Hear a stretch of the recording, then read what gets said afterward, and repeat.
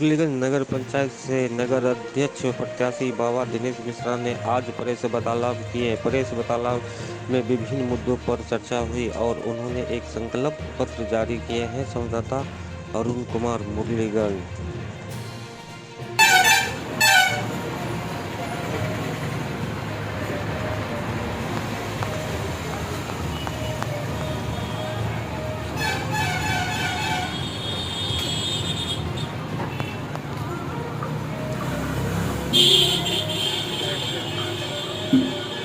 युवाओं के लिए मेरे पास एक लंबा चौड़ा खाता है।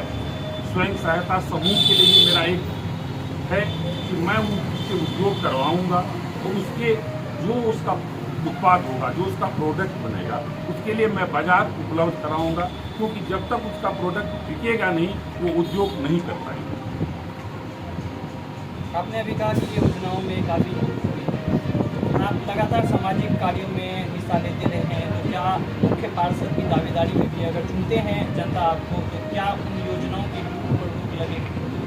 मैं इन योजनाओं के पूर्ण रूप से पुनः आपके सामने ये बात बता रहा हूँ और इस चीज़ को आप रख लीजिएगा संकलित करके। और बाद में भी यदि कहीं आपको गलती समझ जाए, 6 इंच नाला ढलाई तो नाला ढलाई 6 इंच ही होगा, वो 3 इंच 2.5 इंच नहीं होगा। और यदि जो संवेदक, जो इंजीनियर इस तरह का काम करेंगे, उसके लिए उचित दंड, उचित कानूनी कार्रवाई विलंब से नहीं होगी, तुरंत। आप नगर पंचायत में लंबे समय से हैं, आप पर भी एक आरोप लग रहा है, जैसा कि आपने कहा कि योजनाओं में वसूल, तो चाहे वो ठेकेदारी का मामला हो या फिर अन्य कई योजनाएं, उसमें ऐसा विपक्षी का आरोप है कि आप भी उसमें सम्मिलित थे।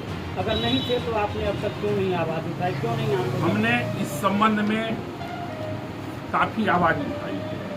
संघर्ष का तरीका दो है, एक आप सड़क पे संघर्ष करिए, एक पत्राचार के माध्यम से बढ़िए अधिकारियों को भ्रष्टाचार कीजिए।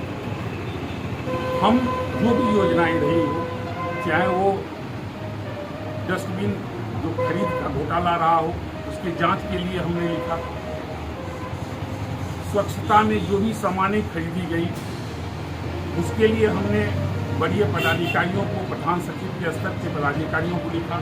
बहुत सारी ऐसी योजनाओं पर जांच भी हुआ है, आरोप भी गठित हुआ है, और उस आरोप गठित होने के बाद उस पर कार्रवाई जो नहीं हुई, इसके लिए भी हमने बड़े पदाधिकारियों को लिखा है कि आज तक यदि 2019 में किसी योजना और किसी चीज़ के बारे में यदि दोषी ठहराया गया है और उसकी सूची मांगी गई है, तो अभी तक आपने उस संबंध में कार्रवाई क्यों नहीं की?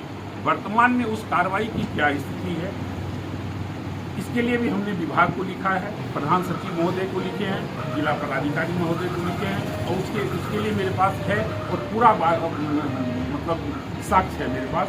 और यदि कोई आरोप आता है तो मेरे विरुद्ध कोई साक्ष्य लेके आवे, मैं उसका जवाब दूँ। यानी कि आपका कहना है कि आप लगातार आंदोलन किए? हम लगातार, चाहे वो गरीबों के लिए जो आवास योजनाएं हैं, उसमें जो पैसा का विलम्ब हो रहा है, आज आप 50,000 रुपया देते हैं, फिर आप उसको 2 साल बाद रुपया देते हैं, तब तक वो 50,000 रुपये की राशि वो कहीं न कहीं खर्च हो जा रही है। यदि आप देते हैं कि 2 महीना के अंदर या 30 दिनों के अंदर भुगतान करना है हमको, आपका वो ठीक से आप वर्क ऑर्डर देते हैं, उस पर समय अवधि लिखा हुआ है, आप क्यों नहीं उस समय अवधि में पैसा देते? किसी का भी मकान पूरा नहीं हो पाता क्योंकि समय से उसको पैसा मिल नहीं पाता है। इसके लिए भी हमने कार्यपालक पदाधिकारी महोदय को समय समय पर उनका ध्यान आकृष्ट कराते रहे हैं कि आप कम से कम उन लाभुकों को जिनकी सूची में का नाम आ गया है, उनको आप पैसा विलंब दें, क्योंकि गरीबों का आसरा है, वो टूट अपना घर तोड़ के बनाते हैं, उनके पास ज़्यादा जमीन नहीं होता, अध्ययन कराते हैं और उसमें बहुत सारी परेशानियाँ होंगी।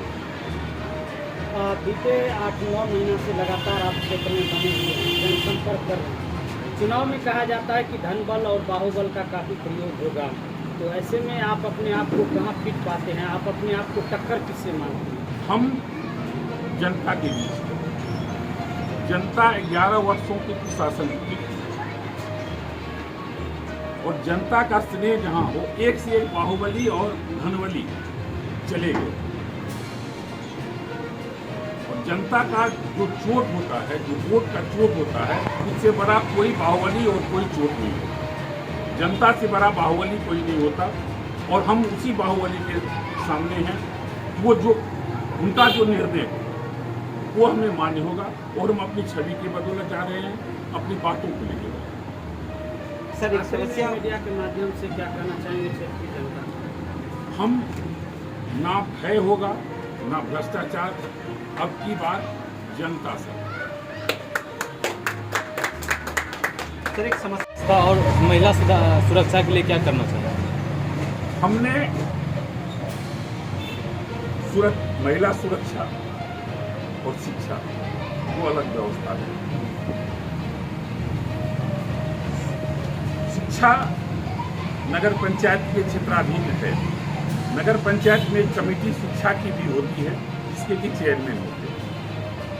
जो उनका ये काम होता है कि नगर पंचायत क्षेत्र के अंदर जो भी विद्यालय उसकी समुचित देखभाल हो, देख रेख करें और कहीं शिक्षा के स्तर में यदि कमी हो रही है, पढ़ाई नहीं हो रही है, उसको दुरुस्त कराएं।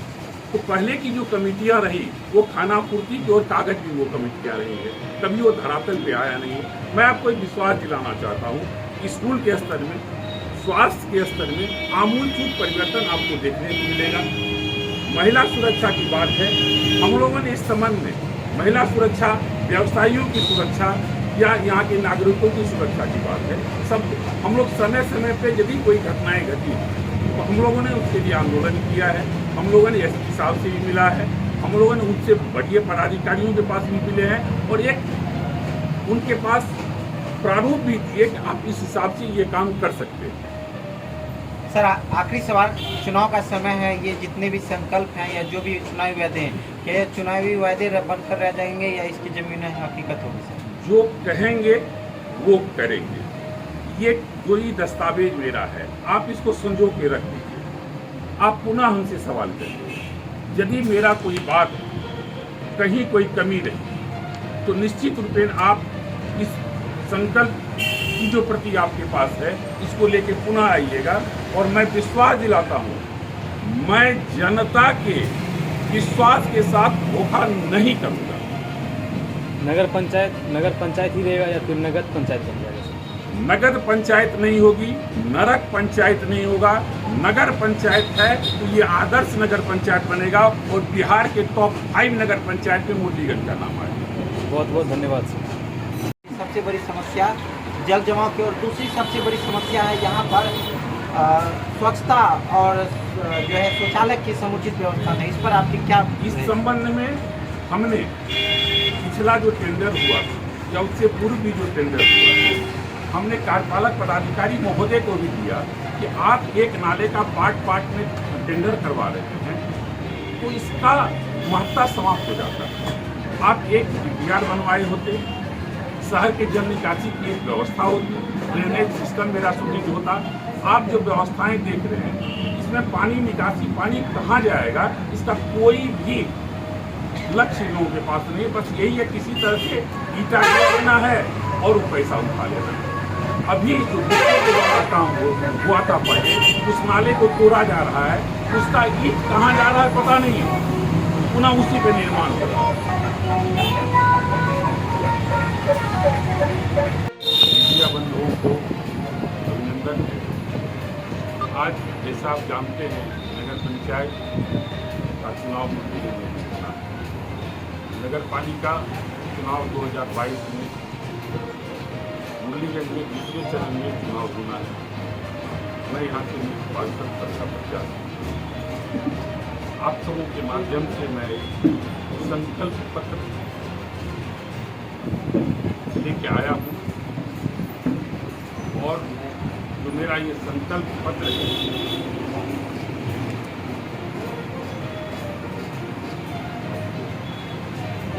इसके माध्यम से मैं बाबा 1 मिनट हल्का ऊपर करना चाहिए।